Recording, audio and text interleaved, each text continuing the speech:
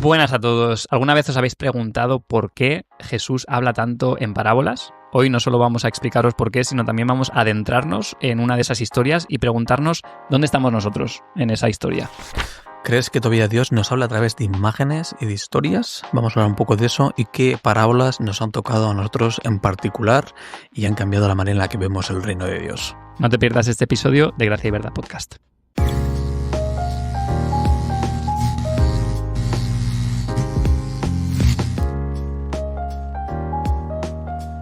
Bienvenidos a Gracia y Verdad Podcast, un podcast donde queremos hablar de temas importantes desde perspectivas diferentes. Gracias, Andrés, por hacer la intro. He aprovechado para beber, como haces tú siempre que yo hago la intro. Pasa que se escucha un poquito. Es porque es incómodo, no sé qué hacer. Está bien, está bien. Me parece incómodo que mira la cámara. Es que esto de las tecnologías y todo el postureo. De hecho, nos gusta más lo que es la voz, ¿no? La conversación, más que lo que se nos ve. No somos ninguno de los dos fans de que se nos grabe.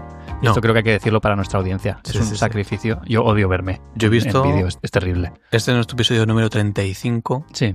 Yo creo que he visto uno o dos. ¿Has visto uno o dos? ¿Salimos en YouTube también? Sí. Y los he visto porque los he visto con gente en casa. Ah, ya. Si okay. no, si no los escucho para ver qué tal el audio. Vale. Este es el episodio 35, pues yo he visto 35 que he editado. Y no me gusta nada. Pero aquí estamos porque creemos que si puede llegar a través de YouTube, genial. Estamos contentos de compartir con vosotros. Hoy no tenemos a un invitado tan guapo como Itiel Arroyo. Lo sentimos para nuestros nuevos fans que se han dado cuenta justo ahora de que no está él a cada vez. Sí, pero bueno, no pasa nada. Gracias a nuestros fans de Spotify, que hay unos cuantos que nos escuchan por Spotify. Eso es bien. Aunque el número es más grande en YouTube. Creo que a la gente le gusta vernos, dicen. Pero bueno. A mí no me... sin más. Pues vamos directos al tema, Andrés. Eso es. Que a la gente le gusta esto, que vayamos directos al tema. Sí. En el último episodio, con Itiel Arroyo, hablábamos de... ¿Con quién? Itiel Rayos o algo así se llama. Sí, Itiel. Arroyos. Con él estuvimos hablando, un episodio muy, muy bueno, me gustó mucho, sobre la predicación, ¿no? Uh-huh. Y si sabemos o no predicar, qué es predicar de la palabra de Dios, ¿no? Y con eso le dábamos vueltas a la idea de cómo también predicaba Jesús y qué usaba Jesús para predicar. En concreto, vamos a hablar de las parábolas. Parábolas. Hace poco Andrés estaba compartiendo una parábola, de hecho, con un grupo que teníamos un retiro. Dilo con quién. Bueno, con Christian Surfers España. ¿Y por qué? ¿Por qué? Porque te invitamos y aceptaste. Tim me hizo la 314 en un podcast, que si lo has escuchado sabes de qué hablo, no recuerdo cuál fue, en el que me preguntaste si en directo, si yo iba a querer predicar en Christian Surfers. Para que dijeras que sí. Al final acepté. Es manipulación santa. Y llegó el momento y fue este fin de semana pasado. Fue muy bueno escuchar de tu voz y con tu preparación y lo que estuviste reflexionando esta parábola que yo ya conocía, ¿no? Pero darle quizás otra voz, otra perspectiva. Entonces, antes de nada, creo que sería bueno que definamos qué es una parábola, que entendemos por una parábola y por qué hay tantas, sobre todo en esa letra roja del Evangelio, que es cuando habla Jesús. Hay un montón de esos párrafos. Sí. Bueno, en algunas Biblias están en rojo. En la tuya veo que no está. La Reina Valera. Muchos de esos párrafos son parábolas. ¿Qué es para ti una parábola?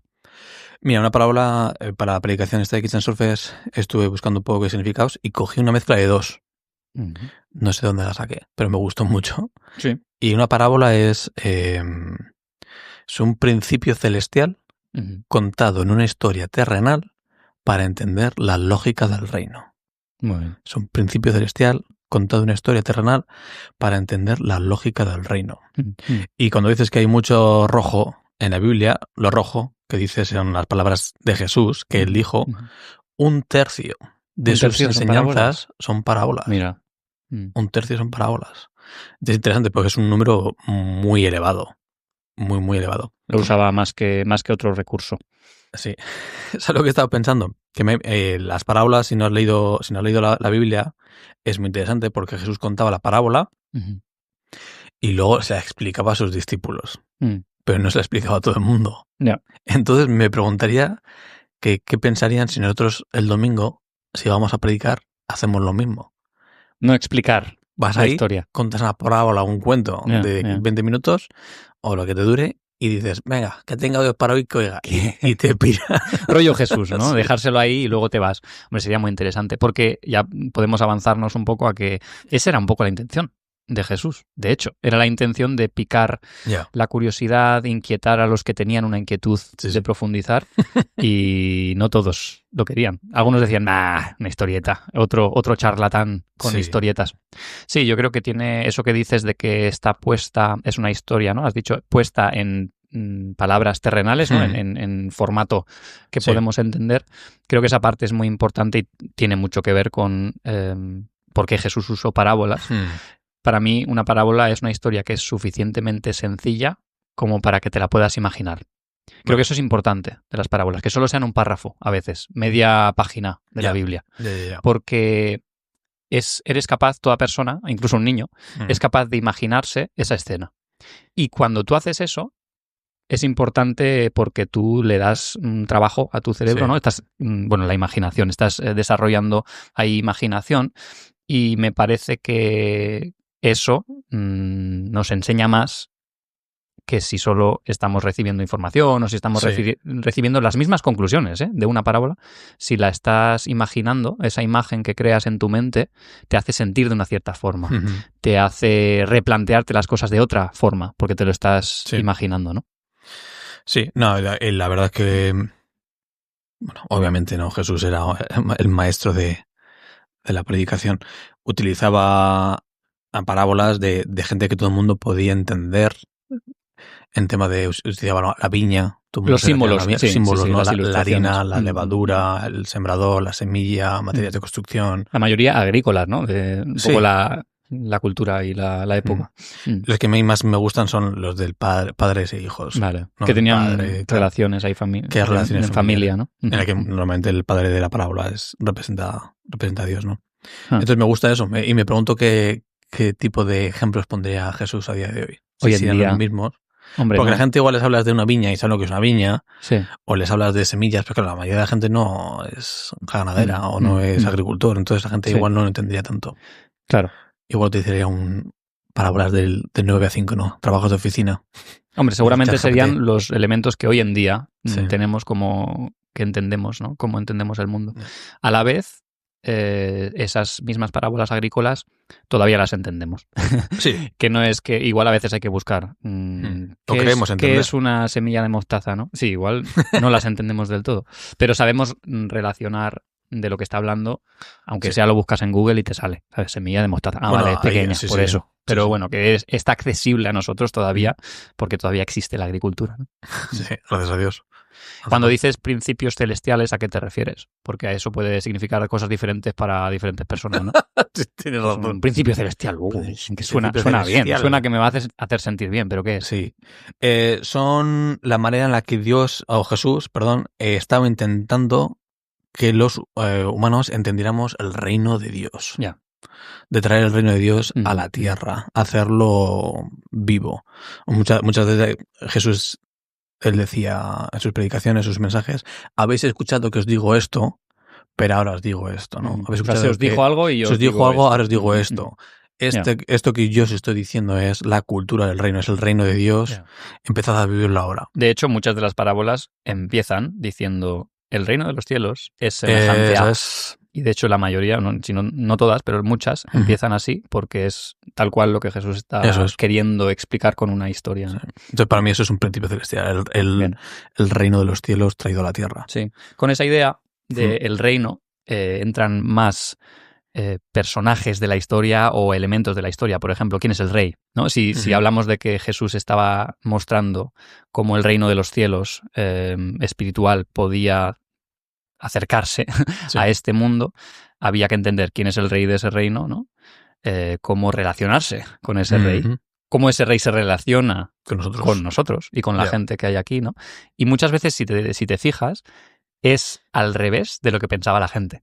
Sí. ¿No? Porque son parábolas que le dan la vuelta a cómo muchas veces el ser humano interpreta este mundo y lo que debería de ser este mundo, ¿no? Lo que debería de ser este mundo es que sea justo y que tal, y si hubiera un rey perfecto haría esto. Pues Jesús, a veces, como lo dice, te quedas, ¿sí? ¿Seguro haría eso, un rey perfecto de todo el universo? Eso es. Y te deja cuadros, ¿no? Bueno, es un principio celestial contado en este terrenal para entender la lógica del reino. Que la lógica del reino no tiene nada que ver con la nuestra. No nos parece muy lógica. No nos parece lógica y sobre todo muchas veces no nos parece justa. Ya. Que es un tema también a tratar. Cuando eres cristiano, caminas con Dios, lo que es justicia y lo que es injusticia. Lo que es gracia, ¿no? Empieza así. Sí, es verdad. Sí. Y muchos a los que Jesús hablaba quizás luchaban con esas ideas, ¿no? Tanto por un lado como por el otro. Quizás también había gente que buscaba mucho la justicia. Quizás se suele representar como los religiosos, ¿no? La secta de los fariseos judíos. Pero también quizás había otros que se sentían totalmente injustos y que ellos no eran parte de la historia. Como los publicanos, pecadores, prostitutas, enfermos, pobres. Igual ellos caían del otro lado de decir, pues es que yo nunca voy a ser justo. Claro. Y ahí Jesús quiere decir, bueno, espérate, que igual hay esperanza para ti, porque el reino de los cielos igual tienes más esperanza de lo que piensas. Sí. Y está guay. Es muy bonito. Sí.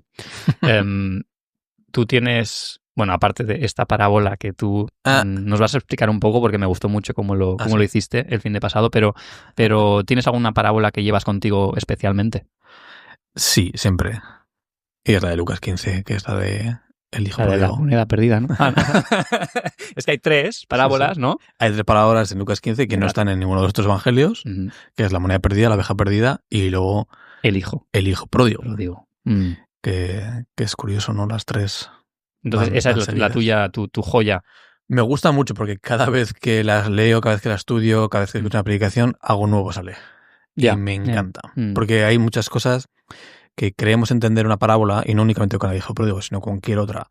Crees entender el principio general. Lo que y lo Jesús... entiendes quizás, pero hay más. Pero luego hay muchos detalles que no llegamos a entender. Y está guay. Estaba escuchando una predicación hace unos días de la parábola.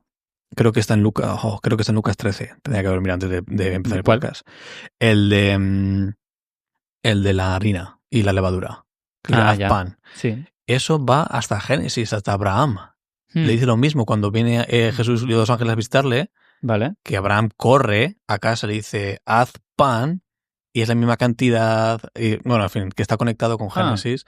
Y nunca había escuchado. Era un tema que ya venía desde el principio de la revelación. Y claro, como Jesús cuenta esa historia a personas que conocen a la perfección los detalles de la vida de Abraham. Entonces, claro, a nosotros esos detalles se nos pasan. Sí, nos parece como solo una ilustración y en realidad tiene una conexión más grande. Porque dijo, no sé cuántos kilos, no sé si 30 kilos de harina o lo que sea.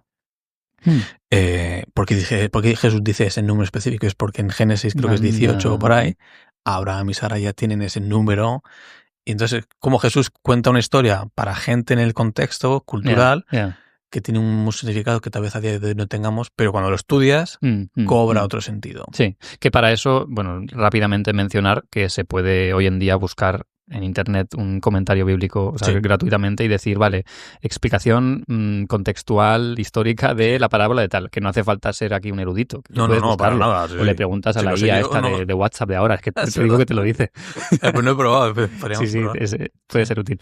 Pero sí, o sino un comentario bíblico. Y hablaba de esto porque en Lucas 15, la parábola del hijo pródigo, cuenta como el padre sale corriendo a abrazar al hijo, perdón, ¿no? Cuando vuelve a casa.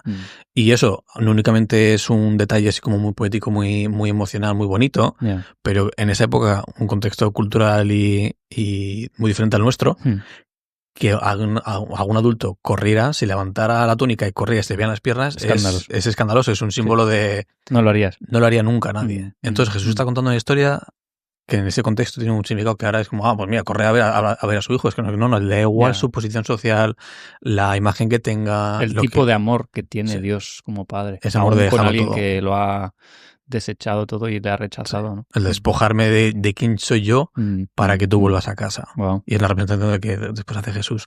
Son pequeños detalles que mola cuando pasas tiempo estudiando una parábola. Y a ti particularmente esa quizá también te ha tocado por algo, puede ser también, no sé. ¿La de hijo pródigo? ¿Por ver a Dios de esa forma o porque crees que a ti...? A mí me ha tocado mucho porque yo siempre me he sentido muy, muy identificado con el hermano mayor de la parábola. Sí. Soy una persona que ha tenido sus más y sus menos, pero siempre he permanecido en la casa. Y he sido los que murmuran y se quejan al padre. De cuando uno vuelve y dice, mira, ahora vuelve y tal cual, y yo qué. Y ahora le haces una fiesta encima. Y ahora hacemos fiesta. Y entonces es algo que me ayuda a examinar mi corazón. De me alegro por los demás o no me alegro por los demás. ¿Dónde estoy, no? Estoy disfrutando de la presencia de Dios, que puedo disfrutar de la casa cada del día, Padre. o lo doy por hecho y se me olvida. Y es algo que me cuesta muchas veces. Yo no, o sea, lo reconozco, no para quedarme ahí, sino para seguir trabajando en ello. No me quiero acomodar en ser hermano mayor. Dice Keller, que escribió El Dios pródigo, que el hermano mayor, aunque tenía un respeto por la casa del padre, no tenía una apreciación por el corazón del padre. Qué bueno. Y esa diferencia, ¿no? Tú puedes estar en la casa de Dios, entre comillas, porque siempre has estado en la iglesia, pero tú sientes lo que siente Dios en su corazón, sobre todo hacia los pecadores. Qué bueno. Y esa nos confronta a todos, yo creo. Sí. Y luego hay también la versión de hermano pequeño que se convierte en hermano mayor. Sí. Que vuelves, pero luego, después de unos años, ya eres el hermano mayor. Es como que todos pasamos por todo, creo, de alguna forma, en esta parábola. Qué bueno, que es una muy buena para tener ahí. Sí. Claro. No, y eso que hablabas de conocer el corazón de Dios, va mucho también ligado con las parábolas, cuando Jesús contaba parábolas a los fariseos. De que ellos tenían mucho conocimiento de Dios, pero no conocían a Dios, no conocían de Dios, pero no a Dios. Creo que en el hebreo... ¿Me puedes corregir tú que sabes más que yo? Sí, seguro. Todo el hebreo. Todo. La palabra... Pregúntame. Creo que es yadá, que es conocer. Conocer a través de relación. Sí, con conocimiento íntimo. Conocimiento íntimo. Se usa para muchas cosas, pero sí. Conocimiento, sé que sabías. Conocimiento íntimo por medio de relación. Sí. Claro, yo te puedo dar mil datos acerca de Dios que no quiere decir que yo conozca a Dios. Y lo mismo pasa con los fariseos, ¿no? Que ellos conocían la Torá de pe a pa, conocían todos los profetas y realmente no entendían esa lógica del reino que Jesús vino a explicarnos. Entonces estaba como Jesús cuenta la parábola. Pero bueno, ¿quieres que hablemos un poco de la parábola de los obreros? Vámonos. Bueno, no, antes quiero decirte una que a mí me marcó cuando yo tenía unos 20 años, porque me acordé de esto. En mi etapa de empezar a entregarle mi vida a Dios y lo que Él quisiera que yo hiciera con mi vida, ¿no? Que es diferente ser cristiano que eso. Eso fue un paso posterior, ¿no? De realmente Dios, quiero que tú hagas lo que quieras con mi vida. La parábola de la perla en el campo que una persona encuentra. Vale. Y que es un tesoro, ¿no? Tesoro. Sí, un tesoro. Sí. Pero luego hay también hablando de una perla. Pero bueno, que lo vende compra. Todo, lo compra.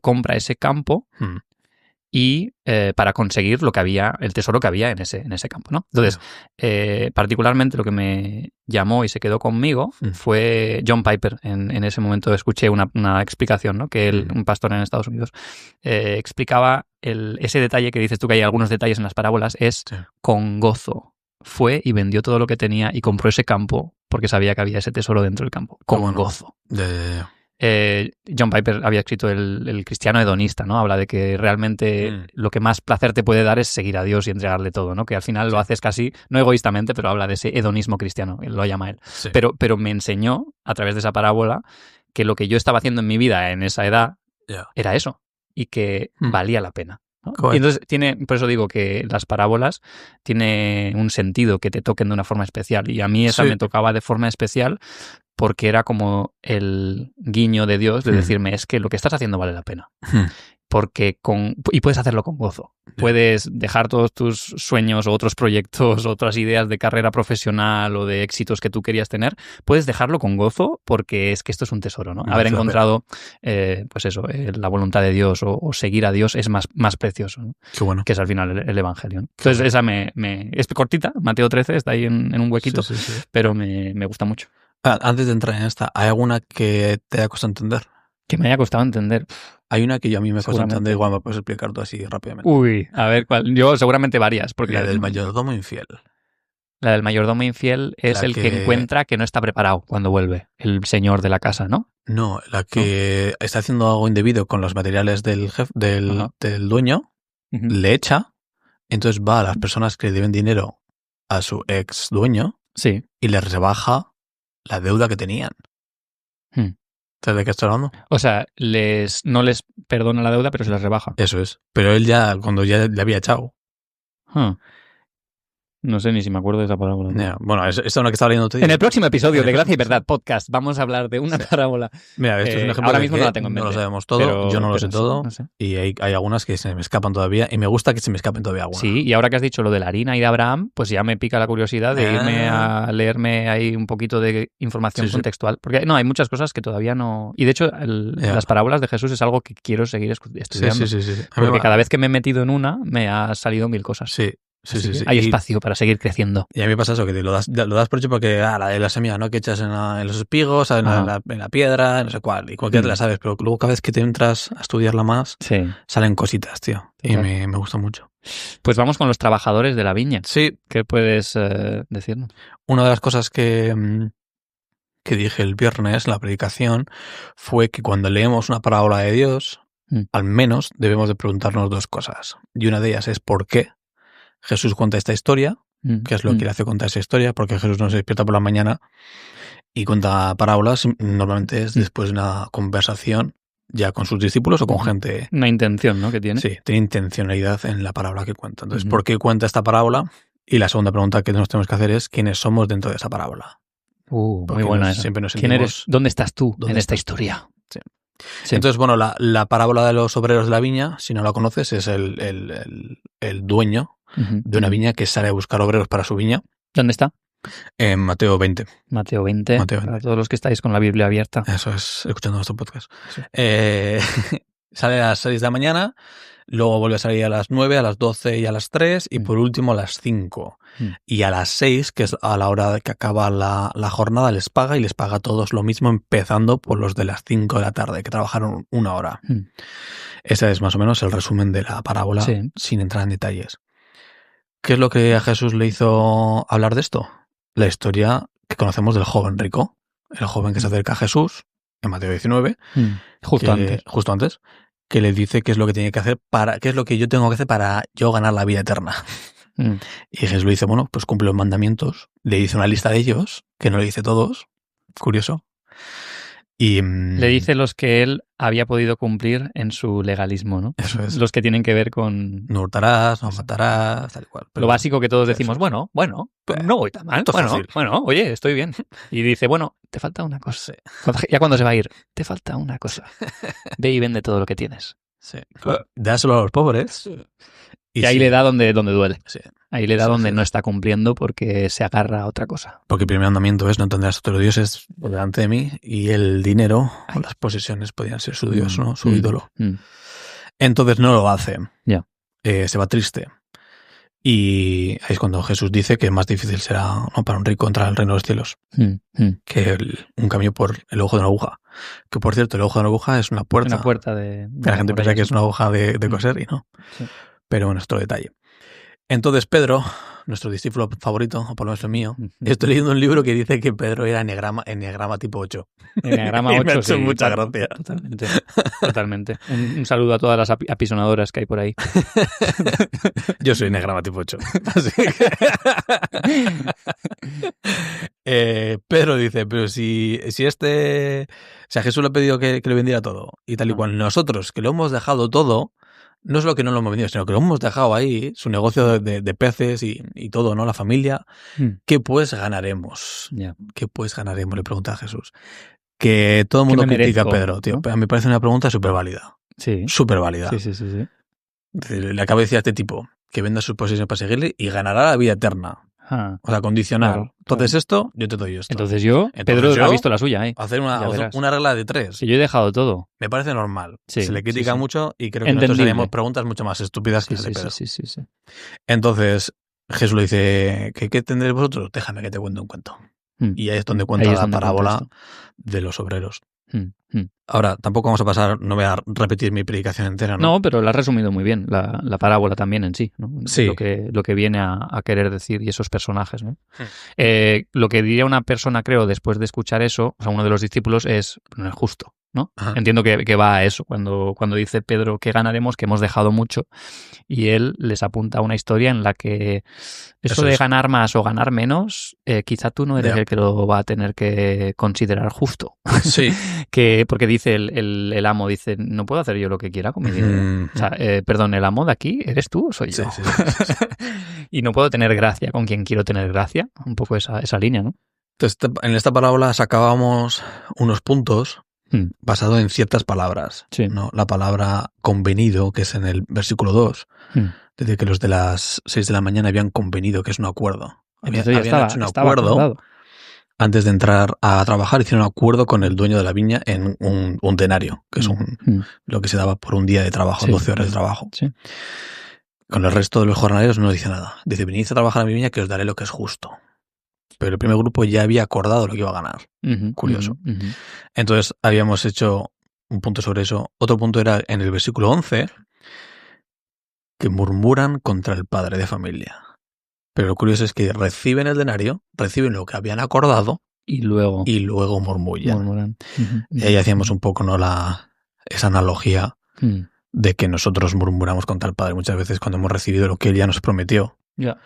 Pero tenemos unas expectativas. Porque esperábamos, eso iba a decir, porque esperábamos más. Porque pensamos que nos merecemos más. El que trabaja 1 hora recibe un denario, yo que he trabajado 12. 12. Pues se pegan 12 denarios, ¿no? Ya. Sí. Y el último punto, ¿no? Lo que decías tú, de no me es lícito hacer lo que yo quiero con lo que es mío. Versículo 15. La soberanía de Dios. De que Dios no nos debe nada. Porque ya nos lo ha dado todo. Sí. Y para mí ese es uno de los puntos más importantes que me llevo a mi vida hoy. Dios no me debe nada porque ya me lo ha dado todo. Y creo que nos acostumbramos, ¿no? Volviendo un poco a Lucas 15, el hermano mayor. Estamos en la casa del Padre, podemos festejar, tenemos su presencia, podemos aprender de Él y aún así esperamos más de Él. Y murmuramos. Y yo murmullo contra el Padre. Después de haberlo recibido ya. Hacías una aplicación práctica al final, ¿no? De que decías, bueno, todos podemos pretender ser muy espirituales y decir, no, yo soy el de las 5 de la tarde porque yo no merezco nada, pero todo ha sido Dios. Además hice eso. Sí, seguramente lo dijiste así, igual que muy sarcásticamente. Sí. Pero dijiste, piensa en que tú también eres el de las 6 de la mañana, que se ha levantado pronto y que te estás quejando en algún área de tu vida, ya sea porque Dios no me ha dado lo que quería a nivel profesional, a nivel pareja, a nivel familiar, a nivel donde estoy en la vida, y estás viendo estás viendo a otros que igual son el hijo del vecino, que pagano y que tienen toda esa vida que te parece que tú mereces, y en qué áreas en realidad no solo te estás quejando de que tú no lo tienes, sino no eres capaz de alegrarte de que otro lo tenga. Sí. Y eso era yo tengo todavía aquí la marca de la cuchilla entre la costilla 3 y la 4, porque eso te pega fuerte, porque todos tenemos un área en la que nos creemos que hay una justicia que merecemos, que quizás nos estamos nosotros tomando el rol que no nos toca. Sí. Y bueno, y luego, perdón, acabo, porque me acuerdo, y eso es buena señal, acabo con que el antídoto a eso era agradecimiento. El agradecimiento, eso es. Porque era como el antítesis de esa queja es, sé agradecido porque Dios te lo ha dado todo y por las cosas que no estás viendo, que sí tienes, que quizás sigues en una queja y te desvía de la bondad de Dios que sí tienes y la has experimentado. Sí, una de las conclusiones que era preparando esto y que Dios me daba para mi vida, que algo que quise hacer énfasis en la predicación o antes de empezar, es que esa predicación era para mí el primero de todos. Y de paso para todos los demás. Y de paso, si alguien se llevaba algo, genial, gloria a Dios, pero eso fue así. Era para mí.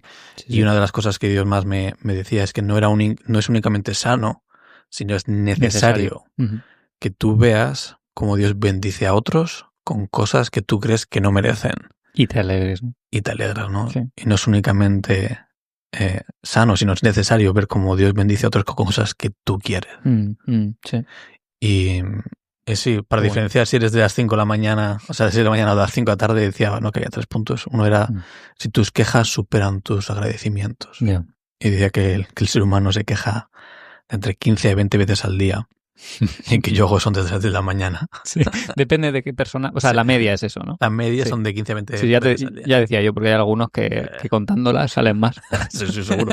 Ya, Sí. ya. Otro era si no eres capaz de alegrarte por los demás, cuando a otros les va bien. Ujú. Y el tercer punto era si crees que Dios te debe algo. Ya. Sí. ¿Sabes que ahora pensando en esta parábola, como tú decías, ¿no? Que era para que la gente se metiera un poco en la historia, ¿no? O dónde estás en esta historia.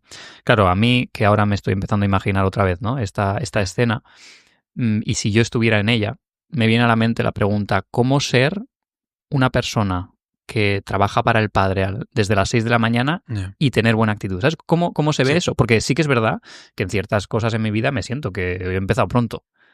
Que no es por enorgullecerme, pero es por gracia de Dios. Pero yo he empezado pronto y veo a otros incluirse ahora mismo, jump in, ¿sabes? Como que hay que se unen. Que gloria a Dios. Y gloria a Dios, pero digo, oye, ¿y estos? Y de repente una bendición, digo, oye, ¿estos? Digo yo, tal. Entonces, yo que lucho con eso, seguro, por naturaleza humana, que yo llevo muchos años y digo, ostras, otros parece que no hacen nada y ya lo tienen todo. Pues, ¿cómo se ve ser un trabajador de la viña contento? En plan de contentamiento, de que me contento con lo que tengo y con genuino. lo que genuino, sin comparar el salario aparente, que no es justo, ¿no? Y una cosa que me viene a la mente es mi identidad en ser un trabajador del Padre. Ser no solo alguien que Dios ha perdonado, sino alguien a quien Dios le da un rol en su viña. En su mundo, para traer el reino de los cielos a la tierra, Él me da la capacidad de trabajar desde las 6. ¿Qué más da ¿Qué más da el pago? Si al final estoy viviendo una vida con propósito, donde veo gente incluirse a eso. Y de hecho es una cosa que me da muchísimo gozo, es ver gente unirse, aunque sea después de una vida estrafalaria. Qué guay, que más gente se una y reciba la misma gracia, el mismo amor de Dios, sin haber tenido que ganárselo porque han tomado, yo que sé, decisiones sanas en su vida. Que yo tampoco me lo he ganado. Gracias por el recordatorio. Aquí la gracia recordándotelo. La verdad y la gracia, equilibrada. Sí. ¿Sabes? Entonces me confronta no solo, no te quejes, sé agradecido, sino cómo yo mañana me levanto a las 6 de la mañana, o 7 más bien, pero a las 7 de la mañana a seguir sirviendo a Dios en este mundo, cuando este mundo tiene unos sinvergüenzas que hacen la mitad y reciben el doble, y yo aquí el único tonto, ¿sabes? Digo, no, mira, igual puedo estar, ¿no? ¿Te suena? Puedo ser suficientemente satisfecho en que soy un trabajador de Dios. Ostras, tío, qué guay tener un jefe así, un padre así. ¿Qué más quieres? Ahí comparando, es que al otro le has dado esto. Y Dios seguro que está ahí diciendo, si es que yo lo hago por algo. ¿Por qué te quejas si es que yo sé lo que tú no sabes? Sí, qué bueno. Así que no sé, puede ser un factor. No, me gusta mucho eso. Lo que es curioso también de esta parábola es que el padre de familia sale a buscar a jornaleros a las 5 de la mañana cuando tiene un mayordomo. Sale él. El padre. ¿No? El amor del padre que sale a buscarnos ahí donde estamos y nos recoge donde estamos. Y nos da un propósito, ¿no? Y cuando estamos listos. Ah, vale, que los otros no estaban listos, dices, porque estaban... Tal vez no estaban ahí. Si hubiesen estado a las 6 de la mañana o hubiesen trabajado a las 6 de la mañana, pero estaban a las 9, a las 3 o a las... ¿no? Lo que es seguro también por otras parábolas es que Dios tiene un propósito específico de a quién invita, a quién llega, a quién quiere, ¿no? Por ejemplo, la parábola de la boda, del banquete de boda, creo que es el capítulo siguiente, Mateo 21, porque me acuerdo que fue mi primera predicación en la iglesia, en Barcelona. Creo que es ahí. Allí se ve, o 22, no sé. Ahí se ve cómo tiene una intención el amo de ese lugar de invitar a los que estén en las calles, a los que estén por ahí, porque los que habían sido invitados rechazaron, ¿no? Sí. Entonces, que tiene un propósito con lo que hace. Entonces, si yo pienso que es injusto, también estoy poniendo mi lógica por encima de la lógica del Padre, que tiene un propósito y dice, hazme caso, que tiene un propósito lo que estoy haciendo, no te aires, que no te hierva la sangre, que sé que parece injusto, pero déjame a mí decir lo que es necesario y lo que no es necesario. Sí, cómo no. Sí, una de las cosas que animaba era de no enamorarnos de las promesas de Dios, sino del que promete. Otro tuit. Otro tuit, pum. Sí. Del Dios de las promesas, no de las promesas de Dios. No, se lo mando a Itiel, vale. Sí. El tema de confundir también privilegios con derechos, ¿no? El de tengo derecho. Derecho es un privilegio, ¿no? Que Dios te lo dé. Sí. O buscar los derechos sin los deberes. Es como, bueno, ¿tú qué tienes que hacer? No, la justicia, desde nuestro punto de vista, no tiene nada que ver con la lógica del reino. A mí me gusta ir averiguándolo poco a poco. Normalmente es a palos. Te vas dando cuenta, ¿no? Te vas dando cuenta, es como, Y luego lees esta parábola otra vez y dices, esto es lo que acabo de aprender en esta experiencia, ¿no? Como que lo relacionas. Que bueno, pues lo que acabamos de hacer, creo que es bueno remarcar, que es algo que todos tenemos que seguir haciendo en nuestro descubrir a Dios y descubrir la Biblia, ¿no? Es como te metes en una historia como esta, ¿dónde estoy yo? ¿Qué quejas estoy teniendo yo hacia otros? O sea, eso que hicimos también cuando compartiste esto, es algo que es una disciplina sana que seguir haciendo porque seguro que nos habla. Yo tenía una pregunta también acerca de cómo Dios te sigue hablando por imágenes, quizás no parábolas como agrícolas como esta, pero si Dios te ha hablado a ti alguna vez a través de una imagen que tú has podido, quizás no una visión muy profética, o sí, no lo sé, pero que tú hayas visto tu situación o algo que estabas pasando en una imagen y eso te ha ayudado y quizás ha sido como una parábola moderna de Dios hacia ti. ¿Te ha pasado? No sé si hacia mi vida... Seguro que sí, vaya. Sé que hacia mi vida sí o hacia otros. Pero hacia otros me ha pasado más. Vale. De yo utilizar imágenes para enseñar a otros. Y lo que hago muchas veces es buscar lo que a esa gente le gusta.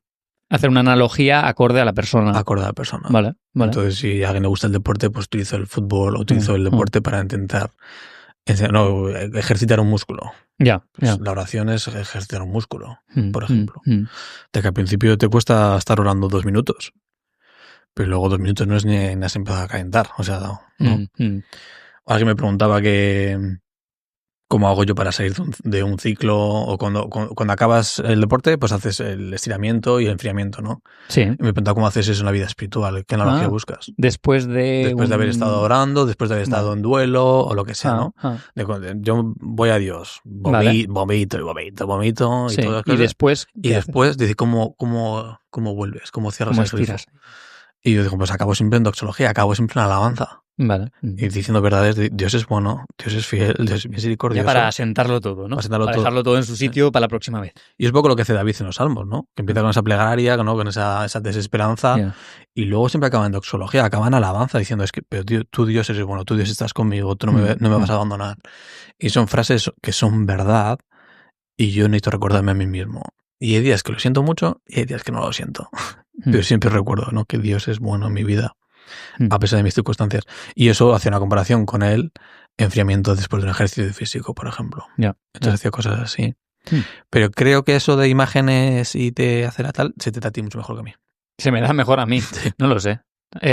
Escuchaba una cosa, ayer estaba pensando en esto, escuchaba una cosa que es que C.S. Lewis, o C.S. Lewis para los guays, que es uno de los autores del siglo pasado que mejor representó o defendió, digamos, el cristianismo de una forma que la gente lo pudiera entender. Escritor de Narnia. Claro, escribió las Crónicas de Narnia, pero sobre todo en cuanto a entender el cristianismo, Mero Cristianismo es el libro, si no lo has leído, es una joya y siempre es algo para volver a entender. Una serie de predicaciones. Exacto, hizo una serie de prédicas para la BBC y en ese libro hacían una comparativa entre ese libro y otros libros de explicar el cristianismo, como Cristianismo Básico de John Stott o algunos otros, o Razón de Dios de Tim Keller, ¿no?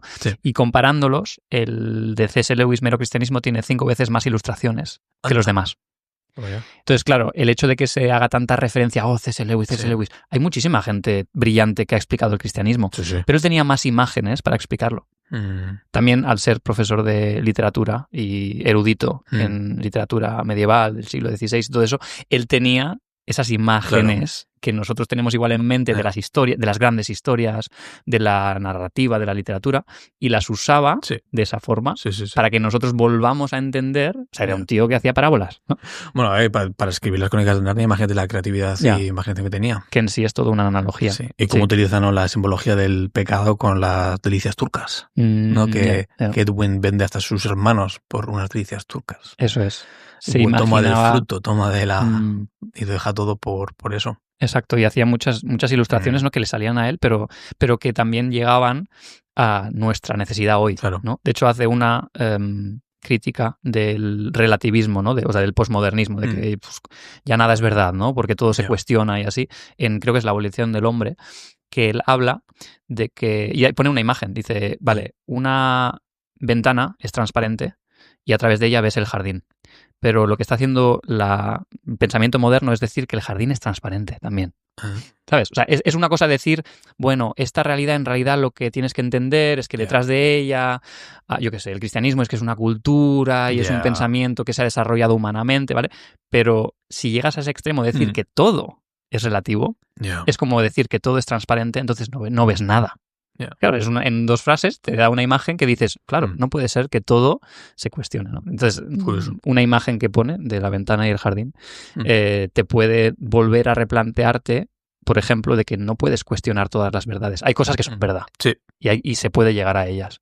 Y hay otras que no, que igual tienen que ser transparentes para ver qué hay detrás, ¿no? Entonces era un genio en cuanto a ilustraciones. Pero no, yo personalmente me pasa poco, tengo que decir, pero hay veces en las que pienso en una situación de una persona, también me pasa más con otros que conmigo mismo, y sí que me ha venido una imagen de decir, oye, me venía a la mente esta imagen, ¿no? No creo que sea tan profético, más creativo o imaginativo, pero una que me pasó recientemente y me vino a la mente es de una persona que lo estaba pasando mal emocionalmente, ¿no? Pero que a la vez habían cosas en su vida que eran patrones tóxicos que tampoco estaba dejando, ¿no? Entonces, en esa charla apretada, como diría nuestro amigo Samu, me venía la imagen en la mente de estar en el agua y agarrándose a un flotador medio hinchado, medio deshinchado, lo cual hace que no flotes mucho, pero a la vez te da una cierta esperanza. Y que Dios le estaba lanzando un flotador de estos de salvavidas que son duros, rígidos, con el cual desde hace tiempo ya le estaba tirando, podría haberse agarrado y haber salido, ¿no? Pero el problema es que tenía una mano en cada flotador. Una mano en el flotador que está deshinchado, que te da la impresión de tener seguridad, pero no te la da. Y una mano, porque sí, yo quiero lo que Dios me da, ¿no? Entonces le ponía el ejemplo, digo, mira, no es que no quieras a Dios, no es que no quieras la salvación que Dios te da, porque la has tocado, la tienes ahí, la tienes al alcance, pero es que sigues agarrándote al otro flotador por tu vida y estás con la cabeza bajo el agua y entonces está que no vives y te sientes así de cansado, o sea, esta persona, y ves que estás tan cansada, pero es que es por esto. Y hay una salida y ahí puedes agarrarte al flotador con las 2 manos y realmente entregar, pero tienes que entregar eso. Y eso duele. Entonces, no sé, no es una parábola, pero sí era una imagen de, oye, que quizá Dios te está diciendo esto. No, pero yo creo que es una imagen con la que mucha gente se puede sentir identificada a día de hoy. Sobre todo mis amigos surfistas. El agua. En el agua. Mar. No, de tener un pie en el mundo y otro fuera, sí, de estar tibios. Agarrarte a otra cosa y sí. Pero te digo que fue automático, no fue en plan de voy a pensar en cómo le explico esto a esta persona, sino más como algo de la imaginación. Entonces creo que, con mucho respeto, porque las parábolas de Jesús son las que son y no podemos nosotros reproducir eso, pero creo que Dios sigue, sobre todo a través del Espíritu Santo en nuestra mente, queriendo enseñarnos cosas de una forma que sean principios celestiales en forma terrenal para entender la lógica del reino. Sí. Qué guay, tío. Qué bueno. El Samu, cuando estaba aquí en Hora Subir, le molaba mucho eso. Es verdad, sí, se me olvidó. Analogías Me acuerdo de ir a escalar con Samu un día y me salió natural decirle, pero porque yo ya lo había pensado eso antes de, oye, es que la cuerda es como la salvación que te da Dios. Está muy bien tenerla, pero tú te has tirado con todo tu peso para ver si la cuerda te aguanta, porque no es lo mismo en la escalada saber que tienes una cuerda a soltarte. Y digo, tú puedes tener toda tu vida una cuerda ahí y nunca te has soltado. ¿No? Eso era una buena analogía. Sí, hicimos una vía ferrata una vez también, Samu, una chica y yo, y utilizamos muchas analogías en esa ferrata. También, ¿no? El tema del miedo de dejarlo ir, de confiar en Samuel, que nos está guiando. Pues Samuel ya había hecho esa ferrata. Él era el guía que iba delante. Sí, además Samuel es un máquina. Yo cuando voy con él a hacer cualquier ferrata, yo confío mucho en él. Sí. Y él iba delante y tal y cual, y tenemos muy de analogías. Y cuando acabamos, Samuel, no veas, ¿no? No veas todo lo que sacas. Sí, me acuerdo. Es que de todo sacan una analogía. Y está bien que sea así. Así creo que es una manera en la cual te acuerdas más, porque es una imagen que tú mismo has creado en tu mente, ¿no? O asocias en tu mente. Y se acuerda uno más de eso que de simples palabras que ha memorizado. Y bueno, y Jesús también lo hacía eso porque en el momento cultural en el que estaba la gente no sabía ni leer ni escribir. Entonces la manera en la que se pasaba información era de manera oral y verbal. Sí. Ahora, si yo te digo, dime las bienaventuranzas, tal vez no me puedas decirme todas. Claro. Pero me dice, cuéntame la parábola de los obreros en la viña. Y más o menos te la sabes. Sí. Entonces, eres capaz de sacar sus principios bíblicos o sus principios del cielo, ¿no? A través de historias y tal vez no tanto de un mensaje. Pues yo creo que la aplicación del viernes que hice, en una semana o en 2 días, la gente ya se olvida de lo que la aplicación, pero se acordaba de la historia. Y cuando lean la historia, dice, me recuerdo de este punto, este punto, este punto. Sí. Y no ha sido gracias a la aplicación, ha sido gracias a la parábola. Sí. Entonces yo creo que Jesús es muy inteligente. Incluso en algunas cartas de Pablo, claro, lo leemos ahora en español, en el idioma que leas la palabra, ¿no? Pero en Filipenses, el Carmen Christi, que es el Evangelio, ¿no? Que es Filipenses 2. ¿no? Sí. Filipenses 2 es era un cántico sobre quién era Jesús, que hicieron la iglesia primitiva. Hicieron una canción en la que contaba el Evangelio para pasarlo de gente en gente. Eso es súper inteligente. Y todos los salmos, que eran canciones también, no solo eran frases que nosotros recordamos, sino eran melodías que ellos cantaban en su mente. Sí. Hablaba yo con los chicos de la casa, digo, la importancia de tener versículos memorizados.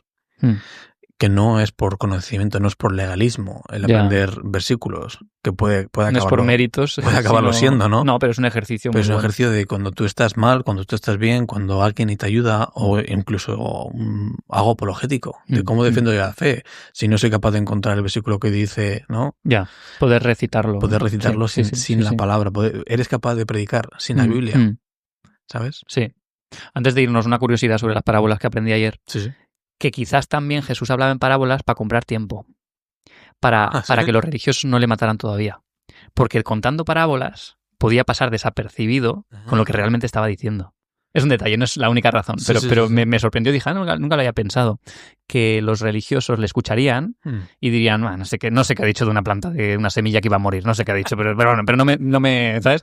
Pero los discípulos después se acordaban de esas mismas parábolas, ¿sabes? Se acordaron exactamente de la historia que dijo y después fue que lo entendieron. Que muchos, cuando Jesús resucita, es cuando dicen, y ahí se le fueron abiertos los ojos y entendieron todo lo que Jesús les había dicho. Qué bueno. Entonces, curiosamente, Jesús es tan estratégico usando parábolas para también pasar un poco por debajo del radar y decir, estos no se están dando cuenta de lo que les estoy contando. Lo van a entender, lo van a entender después. Ya ves. Curioso. Qué bueno. Muy bien. Sí, pues nada.